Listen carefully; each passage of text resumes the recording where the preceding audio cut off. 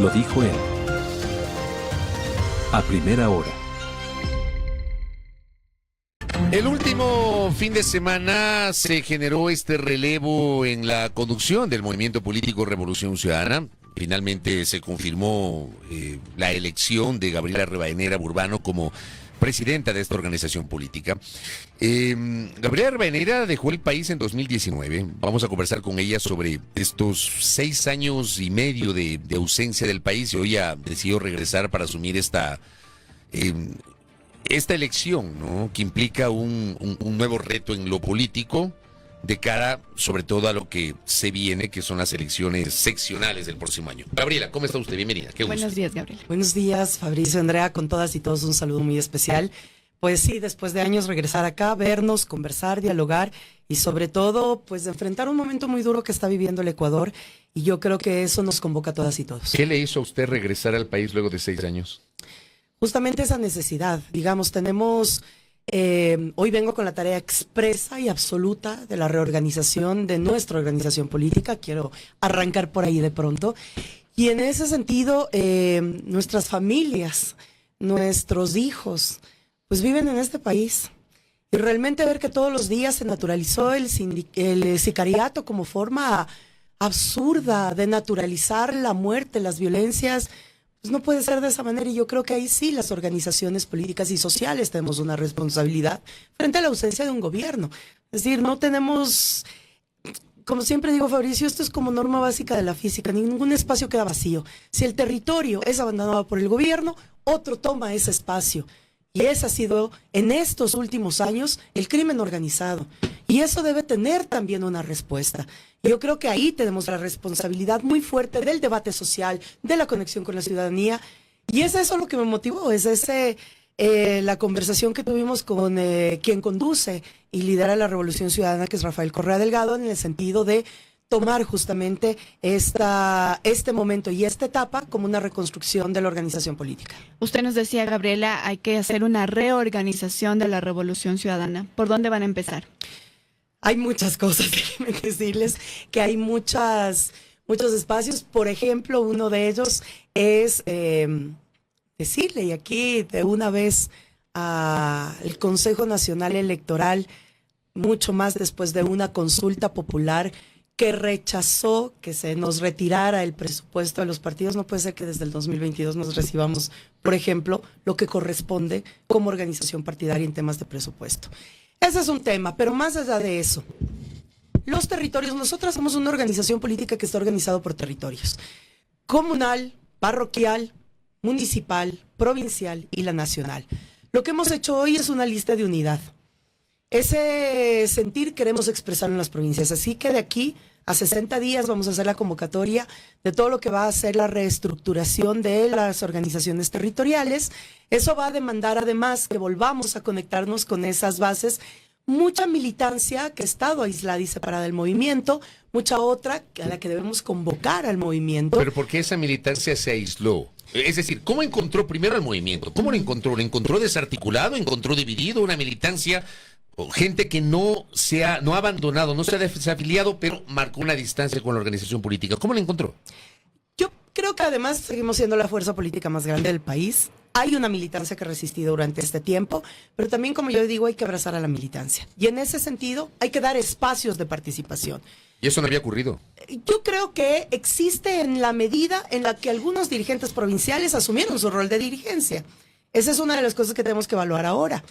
Pero hay otros donde definitivamente no se convocan a las autoridades locales. Tenemos alcaldes, alcaldesas, prefectos, prefectas, juntas parroquiales. Tienen que ser convocadas a las reuniones. Pero también los colectivos, las colectivas. Es decir, hay que volver a ser una unidad de esta organización. Pero varios Primero de esos alcaldes y varios de esos prefectos resulta que desde la conducción nacional estaban recibiendo ataques, les han dicho tibios, les han acusado, se han puesto enojados hasta porque, le voy a poner un ejemplo, Leonardo Orlando en un acto oficial aparece almorzando con el presidente de la República y lo bombardearon con insultos.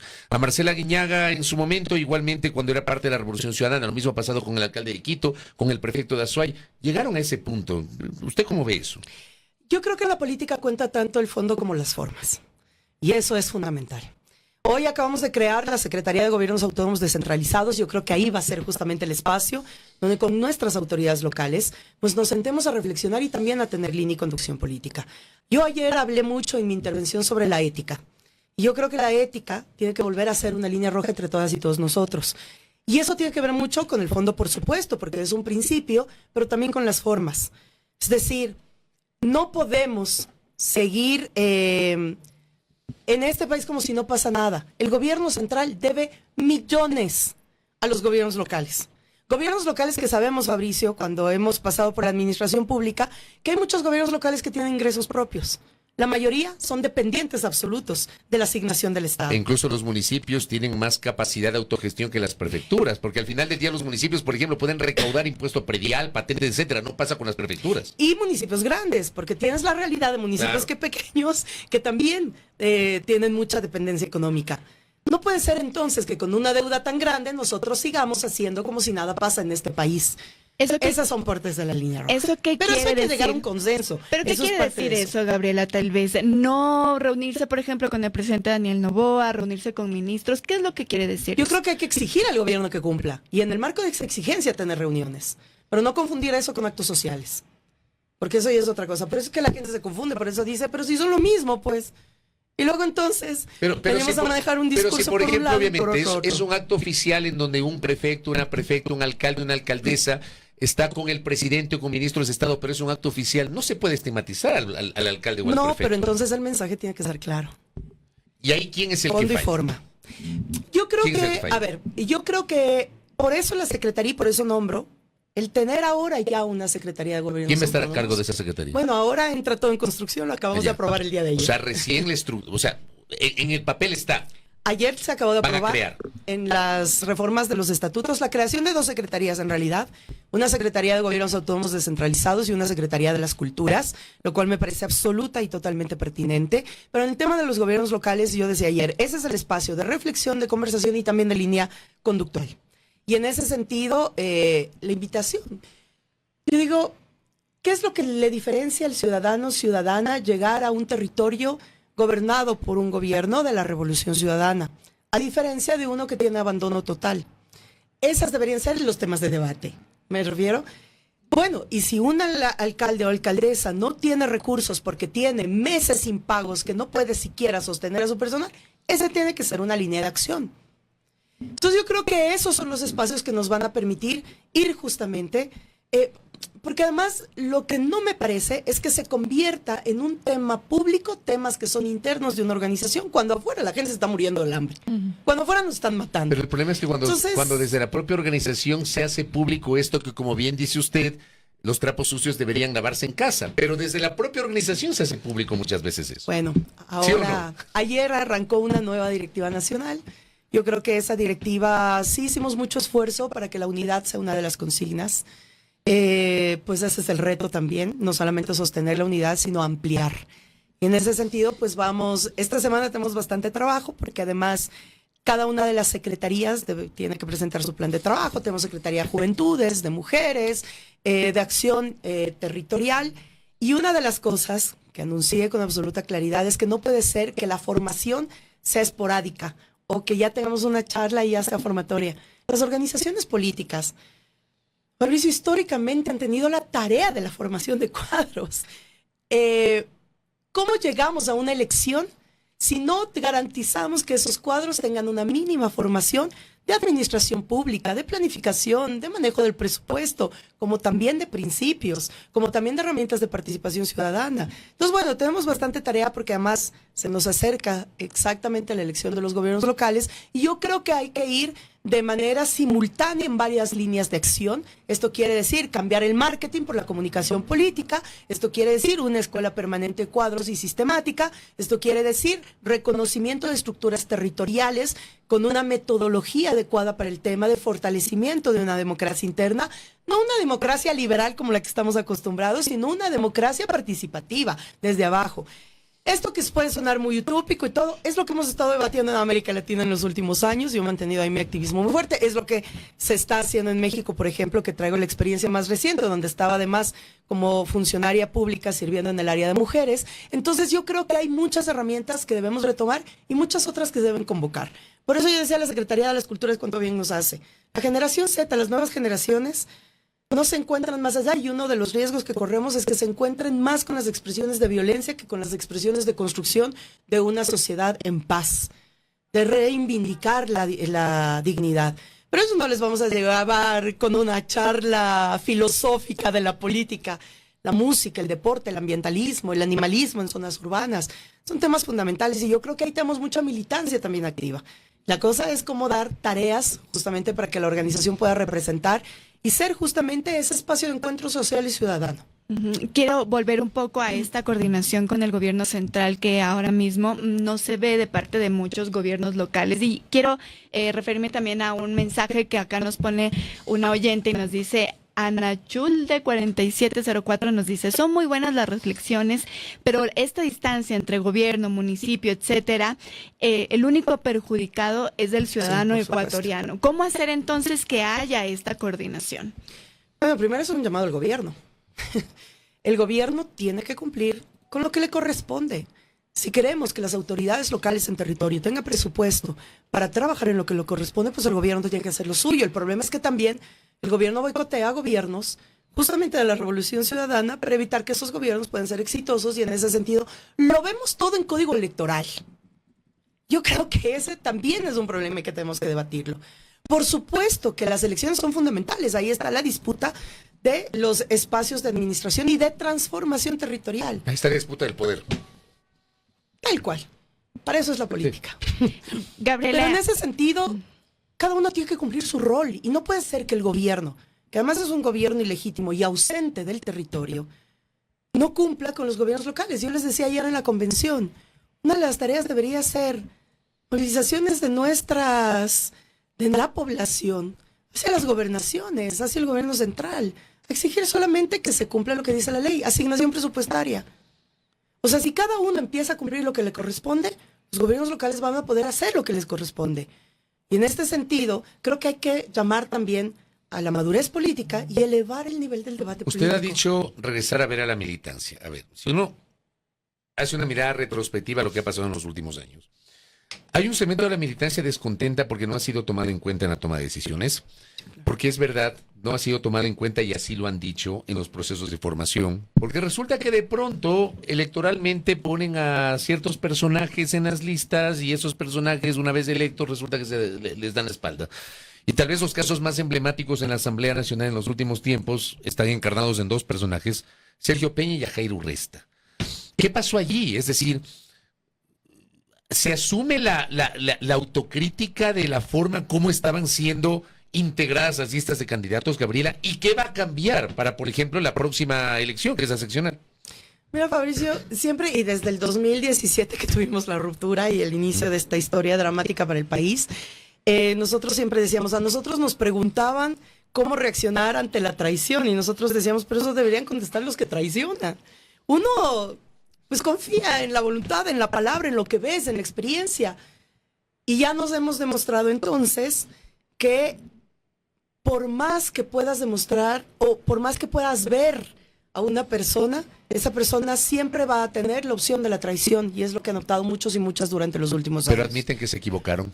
Pues por supuesto Si hay que hay esa equivocaciones. autocrítica. Por supuesto. Yo creo que esa es una de las cosas que demanda además, una cosa de la que yo estoy muy contenta y muy optimista, que es que hoy en el Consejo de Ética y Disciplina del Movimiento lo asume Gustavo Yalc.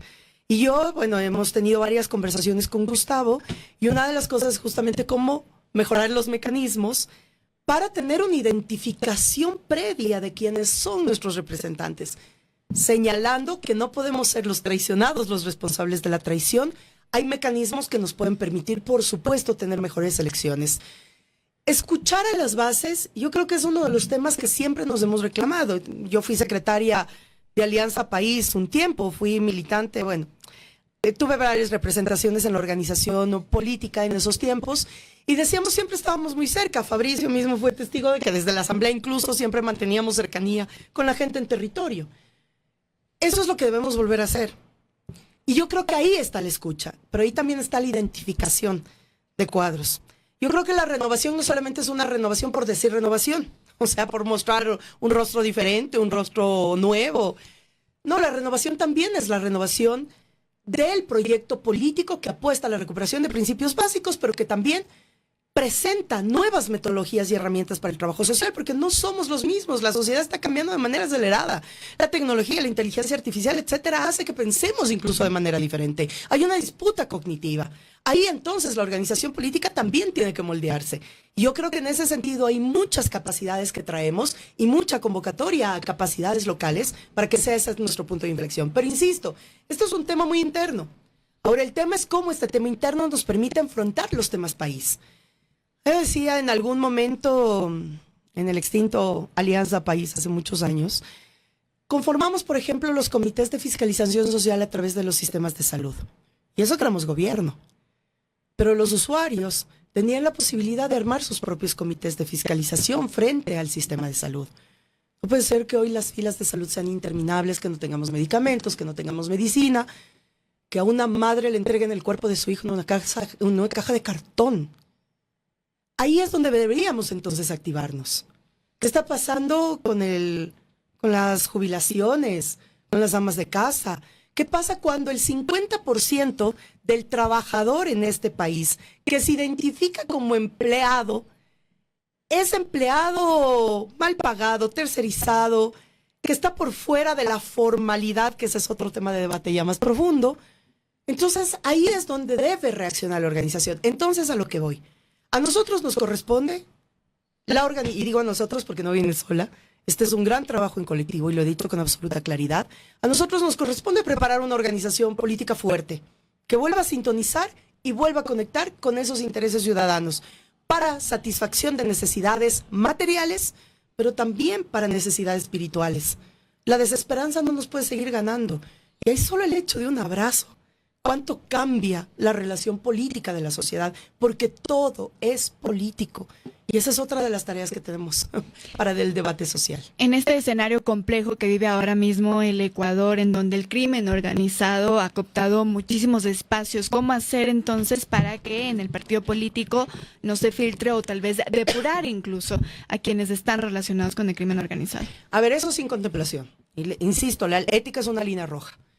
No somos como ADN que tapa los actos relacionados al narcotráfico con su propio gobierno. No vamos a hacer así. Por eso es que el Consejo de Ética y Disciplina tiene una gran tarea. Pero también las y los representantes de la organización política. Pero ¿cómo puede ser posible que mientras nosotros estamos debatiendo esto y nuestros votos de la bancada de la Revolución Ciudadana en la Asamblea están absolutamente dispuestos a fiscalizar la relación de los jueces y estas resoluciones a favor de personas involucradas en el narcotráfico, sea la bancada de ADN, es decir, la bancada del oficialismo, quienes tapan, evitan, inhiben, cubren esas relaciones? Y me refiero no a casos de hace 1 o 2 meses, me refiero al caso de la semana anterior. Mientras se disponía el juicio político contra el señor Godoy, la bancada de ADN boicoteaba y no permitió que se avance con la fiscalización frente al juez que estaba, o más bien dicho, frente a la fiscalización del proceso para evidenciar qué pasó con el gobierno y la presentación de las pruebas frente al negro Willy, que luego salió libre en Europa. Pero no, entonces ese tipo de cosas no nos puede pasar. Pero ustedes, Gabriela, con todo respeto, no hicieron lo mismo cuando fueron mayoría en la Asamblea Nacional en 2013, que eran 100 de 137, y donde a la Comisión de Fiscalización, por ejemplo, la bautizaron como la Comisión de Archivo, porque no avanzaba en los procesos de fiscalización. No están hoy viviendo lo mismo que, en cambio, los otros que hoy son poder vivieron cuando ustedes eran poder. Bueno, estamos hablando de tiempos diferentes y causas diferentes. Pero las formas son las mismas. No, y voy a decirlo porque pues presidí la Asamblea 4 años. Uh-huh. Cuando nosotros abríamos un proceso de fiscalización, tenían que presentarse las pruebas y en ese marco avanzar. Ojo, que en la Comisión de Fiscalización también participaban las otras bancadas. Pues, cierto es que éramos mayoría, pero en todas participaban diferentes bancadas. Segundo, estábamos hablando, y yo sé que este comentario se refiere mucho porque en ese momento un ex asambleísta, incluso de la fuerza política, ex Alianza País, se pasó diciendo que no se había realizado fiscalización. Yo les decía, revisemos solamente la información pública que transparentábamos sí en la Asamblea Nacional de aquel momento, porque además generamos un mecanismo de transparencia pública del trabajo legislativo. ¿Cuántos casos de fiscalización se llevaron? ¿Cuántas personas fueron expuestas? Parte del mismo gobierno. ¿Cuántas personas no solo fueron expulsadas, sino cuántas personas tuvieron que someterse a la justicia? Hoy lo que están haciendo, en cambio, es torpedear actos directos que están relacionados al narcotráfico, al crimen organizado. Entonces, esa es la gran diferencia. A mí siempre me dicen que a ti te tocó la fácil porque tenía 100. Bueno, los 100 éramos bastante diferentes y diferentes procedencias, pensamiento político, etcétera. Eso era parte de la conformación de la bancada de ese entonces. Tuvimos muchas discusiones. Fue la única asamblea que salió con una aprobación del 46%, habiendo tomado temas financieros, temas económicos, código penal, temas del código ambiental, derechos de la naturaleza. Hicimos consultas prelegislativas porque escuchamos a la gente en los temas. Pero del otro lado, del Hoy, sector de la oposición, que eran 30 y pico, siempre les acusaron a ustedes de blindar al gobierno del presidente Correa y de bloquear Pero la además fiscalización. también participaban y también iban a territorio y también eran partícipes de los procesos legislativos y de fiscalización. Jamás se les bloqueó una participación, más bien yo hablaba mucho con ellos y motivaba que estén, que vayan, que escuchen. Yo creo que comparar procesos legislativos en este momento, y no lo digo con vanidad, sino con absoluta racionalidad de las cifras, los datos, etcétera, no viene al caso.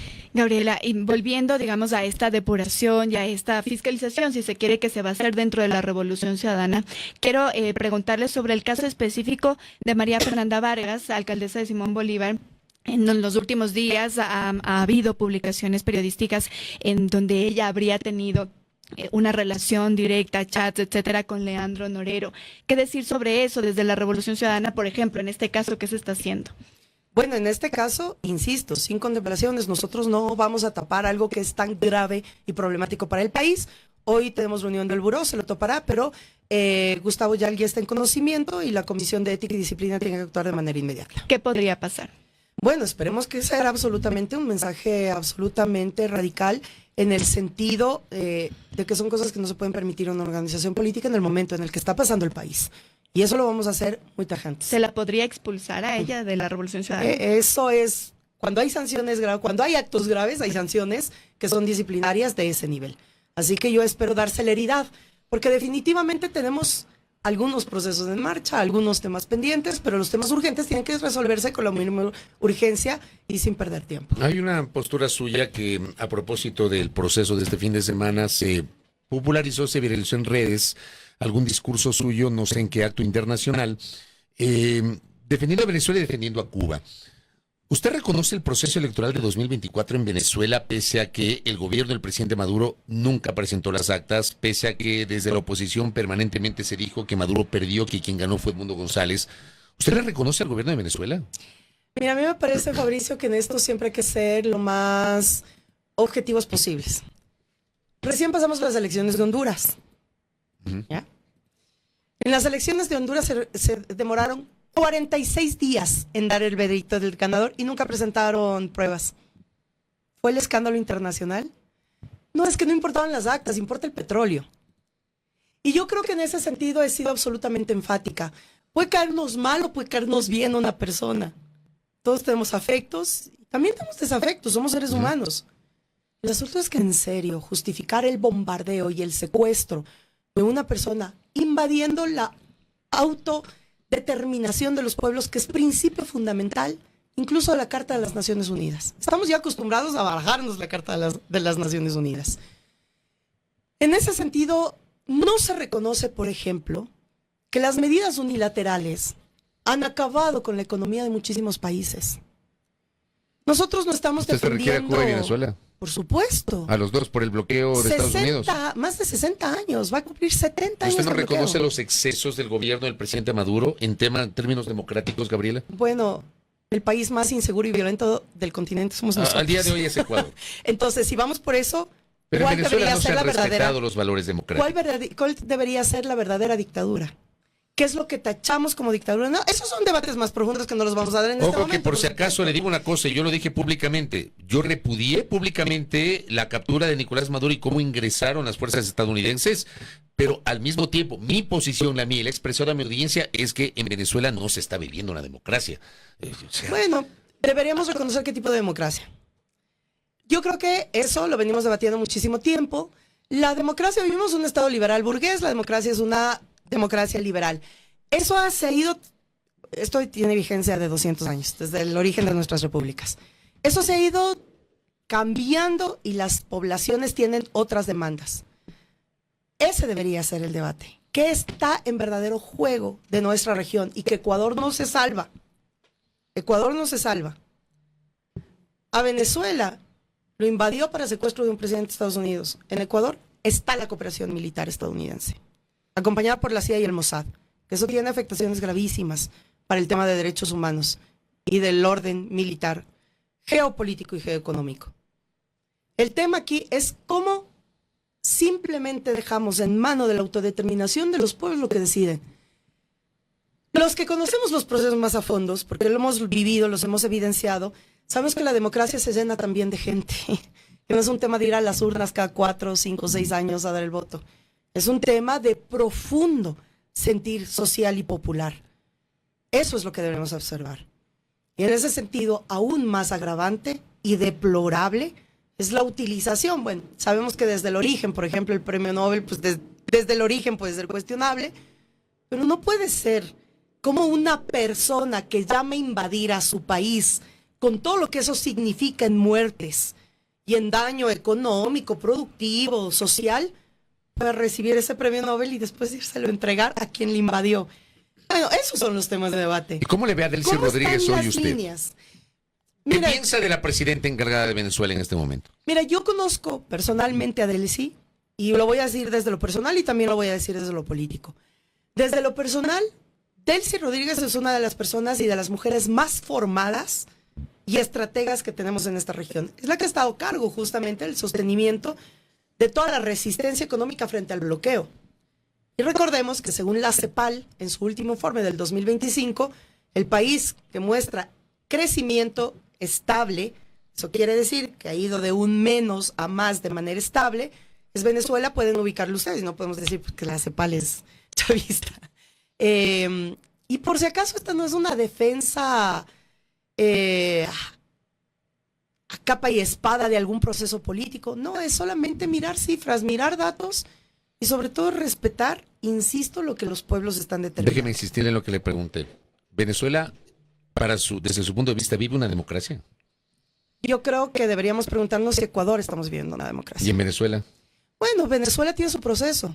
Y ahora es un proceso atacado por una fuerza injerencista. Un par de cosas. Esto me recuerda muchísimo a los debates de los 80 y de los 90 frente al Plan Cóndor, Un ¿no? par de cosas finales antes de que se me vaya la primera. Usted estaba en México, y usted lo dijo hace minutos, cumpliendo, entiendo, algún encargo de la presidenta Sheinbaum. ¿Usted renunció o va a renunciar a ese cargo? ¿Renunció? Sí, ¿Usted ya. se va a quedar aquí en el país o va a regresar a México y va a ir y venir? Me ¿Cuál es hubiera la estrategia? encantado, pero no, me quedo. Pues Se queda ya acá. vine, Ayer dije algo. Yo soy otavaleña, como ustedes saben, imbabureña, y cuando decimos se fue a volver es de a de veras. Pues me fui a volver. Aquí estamos porque hay una tarea muy fuerte que asumir. Por supuesto que vamos a estar visitando los países de América Latina, principalmente la relación con los organismos internacionales y partidarios. Para nadie es ajeno que yo soy latinoamericanista. Tengo 42 años y más de la mitad de mi vida he pasado en el latinoamericanismo. Creo además que México es un gran soporte para la región, ya hablando en términos continentales incluso. Creo que se está ahí, justamente hay un llamado en qué tipo de procesos políticos debemos generar. En este sentido, yo creo que frente a lo que estamos viviendo en el Ecuador, el único llamado es construir un proyecto humanista y lo que eso significa. Y yo creo que en ese sentido lo que está pasando en México es justamente una muestra absolutamente clara. Fabricio, en México tuve algunas experiencias, empecé a trabajar en la Conferencia Interamericana de Seguridad Social, luego fundamos el Instituto para la Democracia Eloy Alfaro, directamente relacionadas a capacitación y formación política de cuadros de organizaciones políticas y sociales de la región. Este último año, a raíz de la creación de la Secretaría Federal de las Mujeres, estuve colaborando justamente con mi amiga y compañera secretaria de las Mujeres, Citlali Hernández, del gobierno de la presidenta Claudia Sheinbaum, asambleas populares ciudadanas, escuchar a las mujeres en territorio, mecanismos para combatir la violencia desde el territorio y con la organización de las mujeres y la organización social. Hay un gran potencial. Y yo creo que las más afectadas siempre de nuestros procesos, más cuando vivimos ámbitos de violencia y de fascismo como lo que estamos viviendo en el Ecuador, son las mujeres las más perjudicadas. Son las mujeres las que más están padeciendo, no solamente el tema de empobrecimiento, sino también el tema de salud mental y psicológica. Y ahí yo creo que hay una gran tarea por hacer, que no solamente es parte de la organización política, sino también parte de ese conectar y de organización social. Ya para ir finalizando, Gabriela, solo así, en 30 segunditos y de manera específica, usted decía en la convención, el arte de vencer se aprende de las derrotas. ¿Qué han aprendido de las derrotas que ha tenido la Revolución Ciudadana? Primero tenemos que regresar a hacer comunicación política. Y eso quiere decir justamente la disputa del sentido común, de la verdad, de la razón. No puede ser que la verdad sea un tema que ahora, con el llamado posverdad, que también es un tema muy de debate, ya se asuma que las fake news o la inteligencia artificial, y esto es un llamado también, la violencia digital, que trae gran componente de género, da una gran golpe al tejido social y a la dignidad. Esto es un llamado a todas y todas la sociedad. No consumamos, como podríamos decir, no consumamos porquerías. Hay un gran ataque por ahí. Pero yo creo que en este sentido, sobre todo, esa guerra y esa disputa tiene que volvernos a valores y a principios fundamentales. Ese es el principal mensaje que traemos. ¿Va a ser permeable a la crítica, Gabriela? Fabricio, ya. Le pregunto, a esta persona que ha pasado por todo lo que ha tenido que pasar, imagínese. Sí, pero por ejemplo, y a no propósito de un mensaje que recibo, hay una actitud. Le voy a leer el mensaje que me escribe alguien, que me pide que le pregunte si con usted va a cambiar esa práctica marcatista de desconfianza generalizada frente a cualquier persona que haya sido crítica del RC, no enemiga declarada, sino como crítica. Y me preguntan, ¿hay ética sin capacidad de aceptar críticas y autocrítica? Ahí va mi pregunta. Si van a aceptar la crítica, ojo, de la gente que critica, de quienes eventualmente les criticamos, pero de pronto nos lanzan un montón ahí de ataques. ¿Van a ser permeables a la crítica? ¿Usted va a ser permeable a la crítica? Insisto, mi vida misma lo ha demostrado, pero en ese sentido, yo creo que hay que evaluar y hay que tener una valoración muy concreta de los aprendizajes y también de las lecciones, como decía Andrea. Aprender de esas lecciones. Yo creo que eso nos falta más sabiduría. ¿Usted ha aprendido? Pues la vida nos ha enseñado muchísimo. La Gabriela Rivadeneira, versión 2026, es una Gabriela Rivadeneira mucho más madura que aquella que dejó la presidencia de la Asamblea en 2017. Siempre hay más aprendizajes y siempre hay más 9 años después es otra Gabriela Rivadeneira. No sé si sea otra Gabriela Rivadeneira, pero me refiero creo que es desde una la Gabriela madurez Rivadeneira. política. Sí, por supuesto. Y eso lo vamos a demostrar, no hace falta que lo diga, lo vamos a demostrar. Esa es la tarea, y yo creo que, insisto, esto va a ser un equipo, no va a ser en solitario. Y pues la crítica siempre bienvenida en el marco de construir, porque también hay una crítica destructiva que solamente busca justamente aniquilar y desacreditar. Y yo creo que ese también es el llamado a la madurez política y elevar el nivel del debate político de todos los sectores, tanto representantes políticos, tanto como militancia, tanto como periodismo, medios de comunicación, de la sociedad. No puede ser que ahora escuchemos un parlamentario en la Asamblea que se dirija con insultos, burlas, decadencia, que hayamos perdido el sentido del debate como parte de la enseñanza y de la formación popular. Yo creo que eso hay que recuperarlo. Las críticas sí, inhumanizarnos, desacreditarnos o que la crítica se vuelva destructiva, yo creo que de eso ya hemos tenido bastante. Gabriela, valoro que haya aceptado esta entrevista inmediatamente después de su elección para un poquito explorar, y se me quedan un montón de preguntas, pero el tiempo es corto, explorar un poquito el derrotero que se viene luego de su elección el último fin de semana. Muchas gracias. Gracias. Gracias, Fabricio, gracias, Andrea, y a las órdenes. Gracias a Gabriela Rivadeneira Burbano, quien fue ungida ayer como presidenta nacional de Revolución Ciudadana. Primera plana. Todas las noticias, todas las voces.